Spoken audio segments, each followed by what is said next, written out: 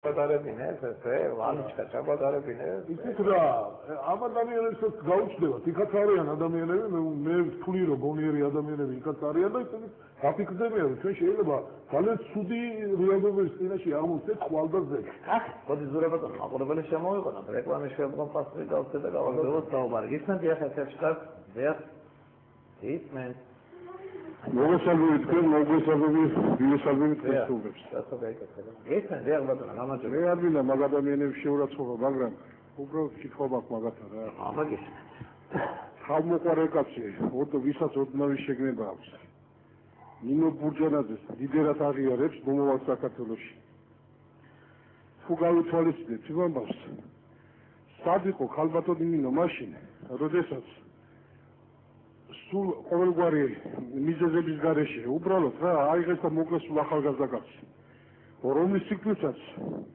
დღევანდელმა ხელისუფლებამ მის საწყალდედა გადააყოლა რობაქიძის მოვლენა ჩემო ბატონო ჟვალიას მოვლენა უნივერსიტეტი რო დაარბიეს და უპატიოსნესი ავტორიტეტული ადამიანები გამოყარეს გარეთ ეგორი ამხანაგი მაშინ საბრძანდებოდა ეხლა გავხსენდა ქალბატონ ნინოს დემოკრატია მე უბრალოდ მგონია რომ ძალიან ბევრი აქვს ნაშრომი და უნდა იმის შენარჩუნება ბოლომდე ხოლო მაგ ადამიანებს და მაგნაირებს უნდათ გრძნობე როგორ იძირება გემი და ახალი გემი თუ მოვა ახალი ხელისუფლება აი ხელისუფლებაში მოხვედრა მე მაპატიონ არ მინდა მაგათ შეურაცხყოფა მაგრამ აბსოლუტური უმრავლესობა ჩემნაირი რიგითი ადამიანები ვით ისე მსჯელობს როგორც მე რა უნდა თქვა მაგათმა ნინო ბურჯანაძის გასასამართლებლად როდესაც პრეზიდენტმა 10 რამდენი 30 ჰექტარი გამოცხადეს მგონია რა სიმბოლურ ფასად ერთლარად მიყიდა მაშინ სად იყო ნინო ბურჯანაძე მაშინ რა თვალიღებდა დემოკრატიაზე ხმას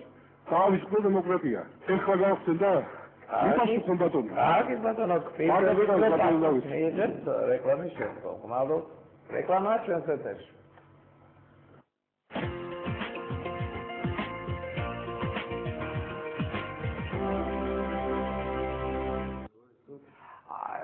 ბატონებო მაყურებლის შეკითხვა იყო და არის 30 ჰექტარი აიწო 700 მაგრამ ცოტა უხერ ხუდა ჩანდა და ჩანს კიდევაც ეს ზღვენით არის შეიძლება საერთაშორისო ხაფანგი დაუგო ქალბატონინას მაგრამ როგორ პასუხს გასცემთ იცით რა მე სულთნაირად უპასუხებ ამ კითხვას რომ მე სად ვიყავი და ბატონ სად იყო ეგ ხალხი საკითხია და ჩვენი ადგილი გვეჭირა ყოველთვის ყოველ შემთხვევაში ხელისუფლებაში ნამდვილად არასოდეს არ ყოფილა და ეხლა მოვედით ქალბატონ ნინოსთან იმიტომ რომ ჯერამის ეხლა მეორე რაც შეიძლება კითხვებს და პასუხებს უამრავი კითხვები არსებობს და ეს კითხვები რეალურად არსებობს არის ესეთი კითხვები და ამიტომ ქალბატონ ნინო პასუხს ცემს აი ქალბატონ დავით მე მინდა თქვენ ყურადღება მიიღოთ რა მნიშვნელობა აქვს ტელევიზიას ჩვენი ბატონი რომელსაც კითხვას სვავდა ეს რომ ტელევიზიას უყურებს მარტო და არ წაუკითხია მთელი რიგი ასე ვთქვათ სტატიები და კომენტარები რომელიც ქალბატონ ნინო გააკეთა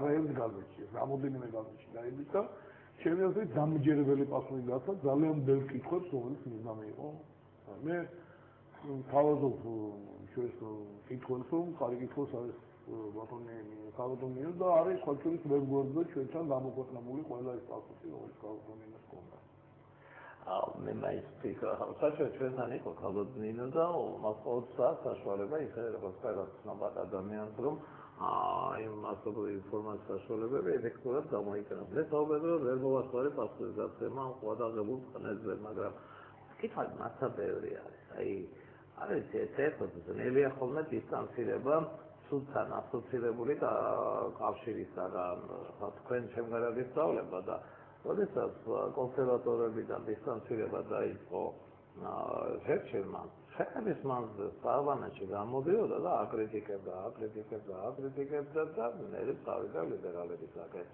როგორ პაუზა დაიჭირა რამდენიმე თვე, ესე ვთქვათ, არცად არ გადადიოდა. იგივე აი ეს სვლა ვერ გაიგო ხალხმა და ამიტომაც მოდის ესეთი კითხები. გონდოთ მე ქონდა ვერნერება რომ ქალბატონ ნინოზე დაკვირვება მეკამბობინა წლების განმავლობაში როგორც კი ჯერ კიდევ პირველ 95 წლის პარლამენტში მოვიდა და მე რამდენი ხნის განმავლობაში და ქალბატონ ნინო ამბობს მე ვიყავი აღშფოთებული მე გამოვხატავდი მე მინდა დავადასტურო ყველა მისი სიტყვა იმიტომ რომ მე ამის მომსწრება და მინახია არ მინახია პირველ პირთან როგორ საუბრობდნენ ქალბატონინო, მაგრამ ზოგადად პარლამენტში როგორი რეაქციები ქონდა მას, როგორ თულ ასე ვთქვათ დებატებში შედიოდა თავის თანაგუნდებებთან, ეს მე ჩემი თვალით მინახია.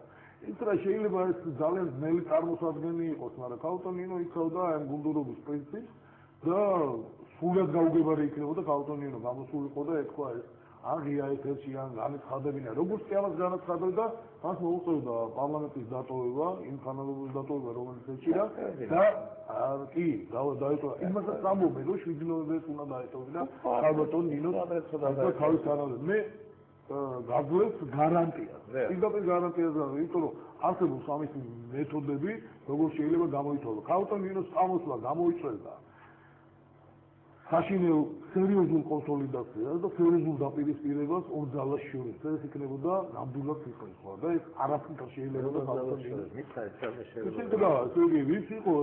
ვინ იყო 7 ნოემბერს რა ძალები არსებობდნენ, ძალები რომელმაც დაარბიეს მიტინგი და ძალები რომელიც მიტინგზე მოვიდნენ. ეს იყო აშკოთებული ხალხი, ეს იყო ჭარმაგი ადამიანების მამაკაცების მიტინგი თუ გახსოვთ. ეს იყო ხალხი ვინც სამსახურიდან დაკარგეს სამსახური, დაკარგეს თავისი ოჯახის ჩენი შეძლება და ესენი შუმად იდგნენ აი ამ მიტინგზე ორში. დიახ, სტრატეგიული ხალხი იყო. მე ყველა მიტინგს დავესწარი და მახსოვს ეს ხალხი მე სპეციალურად ესეთი ვაკვირდებოდი ამ ადამიანებს. რა ხალხობა იყო და რა ბატონო. ძალიან ბევრი ორში იყო თვითმფრინავი. ამას ამბობდა სააკაშვილი, გონი რომელიც ფრანგულ გაზეთს მისცა, რომ სამსახურებიდან მოხსნილი ხალხი იყო. ეს რომ ყოფილიყო ის ხალხი რა უფლება არა, რა პირიქით ძალიანაც უფლებაა. მე მაინც ვფიქრობ, რომ შეჭი ზოგადად ახალგაზრდა გაბრაზებულები გამოვიდნენ, რომ შემოწმება დაინახეს. რა ვიცი რა. შვიდი უკვე სხვა მოვლენა იყო, აქ სხვადასხვა დროს, სხვადასხვა მოვლენა. ორში მაგალითად ეს იყო, ეს არ არის ნაკლებ სერიოზული რამე, რომ ორი თაობა ადამიანები გაუშვეს სახში ძალიან არაჰუმანური მეთოდები. გაუშვეს საბჭოთა არავის არ ჭირდება. ქალბატონინოს კომენტარი გახსოვთ, რომ სოციალური პრობლემები ჩვენ ვერ გავითვალისწინებთ, რა შეშია სოციალური იყო. პრობლემის შემადგენელი იყო აქეთ შეგვეკითხები. მოდით აი ჩამოვქნათ რა იყო 2007 წელი. ძალადობის, გამომრეობისა და წყვილის აი ფარადი იყო პირდაპირ აი ოქტომბრამდე მოყოლებული. აი ეს დაუშვა ხელისუფლებამ რაღაც არნახული აი კრენს ეძახიან გადახრა აი ამ ძალადობის. ძალადობა არ იყო ეს ახლა თელის მეტროს დარად გააკეთეს ამდე გადასასწრებით გამაჟებს როგორ ანგრევენ რა მანქანები ვერ გამოყავდა ხო პირდაპირ უნგრევენ. ძალადობა იყო კულტივირებული. აი ხო შეიძლება და ვერ გამოყარიყო და რაღაცა ფორმით რაღაცა აი ცივილიზებულად გაკეთებული იყო. იმედით იქამდე და არის აი ვერი საყვედურობს შვიდში უნდა წასულიყო. შვიდის კადრები ჩვენ ნახეთ, როდესაც ქალბატონინო ყობა დავითაში დასწრებს იქნება. ეხლა დაშალეთ ის ხალხი და დავილაპარაკოთ. არაადეკვატური აღქმა იყო იმ დღესაც ხელისუფლებიდან და ამ ხელისუფლების ერთ-ერთი სეგმენტი იყო პარლამენტის თავმჯდომარე. ამ ფაქტის შეკითხვაში ბევრი რამ რაციონალური იყო. ან გვიან გააცნობიერა რომ ქვეყანა კატასტროფით ხედვილი, ან და სხვა იდეა. შეიძლება მე დავიწყებ იმით რომ სხვა შორის არაერთხელ დავსწრები ვარ პირველად თუ გახსოვთ ბატონ ზურაბ ჯვანია რომ გადადგა მაშინ საკმაოდ დიდი მიტინგი იყო და მე გეტყვით ქალბატონინოს მდგომარეობას მაშინ მიუხედავად იმისა რომ ჩვენ ოპონენტები ვიყავით 95-93 წლის პარლამენტში საერთოდ იქ პოლიტიკის მიღმა ურთიერთობა მეგობრული იყო და ეს იყო სწორედ ჯანსაღი ურთიერთობა საზოგადოების წევრებს შორის მე ვნახე იქ ქალბატონინო უბრალოდ დედა რომელიც იმაზე ტიროდა მართლა განიცდიდა იმას რომ ეს ხალხი როგორ ემოქმედა მათზე რომ ყველაფერი მშვიდობიანად სვერდლის გარეშე დამთავრებული იყო გახსოვთ ხო იგივე სიტუაცია იყო სხვათა შორის 2003 წლის ნოემბერში მე მიუხედავად იმისა რომ მაშინ მაჟორიტარად ვიყრიდი კენს მე მივაწოვე ყველაფერი თუმცა ჩემი ოპონენტი ვინც იყო ხელისუფლებიდან ის აგრძელებდა გაყალბებას და მე ვიყავი იქ სადაც იდგა ქართველი ხალხი და იგივე მდგომარეობაში იყო ქალბატონინო და მე არ ვამბობ ვიღაცის მოყოლ